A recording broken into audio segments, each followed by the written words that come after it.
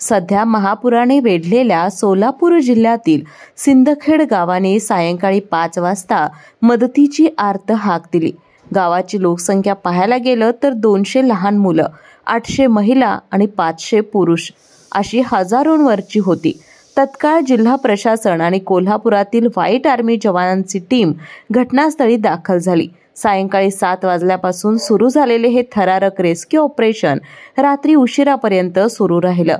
गावामध्ये अनेक आजारी नागरिक असल्यानं त्यांच्यासाठी औषधं, पिण्यासाठी 1500 लिटर शुद्ध पाणी तर जेवणासाठी सुकी भाकर, चटणी, बिस्किट, सुखा खाऊ यांसारखं अत्यावश्यक साहित्य नेण्याची तातडीची गरज होती। सोलापूर जिल्हा आपत्ती व्यवस्थापनचे श्री ढोले, सहाय्यक पोलीस निरीक्षक संपुले यांच्या देखरेखीखाली आणि पोलिसांच्या सुरक्षेसह मोहीम उभारण्यात आली।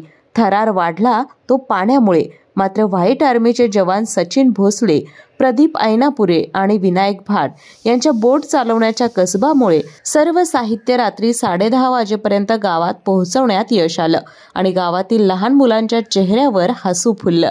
महिला आणि ग्रामस्थ सुखावले। गावचे सरपंच भरमन्ना गावडे आणि शिक्षक जगदेव महादेव गवसाने यांनी गावकऱ्यांच्या वतीनं प्रशासन आणि व्हाईट आर्मीचे मनापासून आभार मानले। ही होती एक धडकी भरवणारी पण यशस्वी रात्र, ज्यात मानवतेचा विजय झाला। अशाच नवनवीन अपडेट पाहण्यासाठी आमच्या KK न्यूज चॅनेलला सबस्क्राइब करा।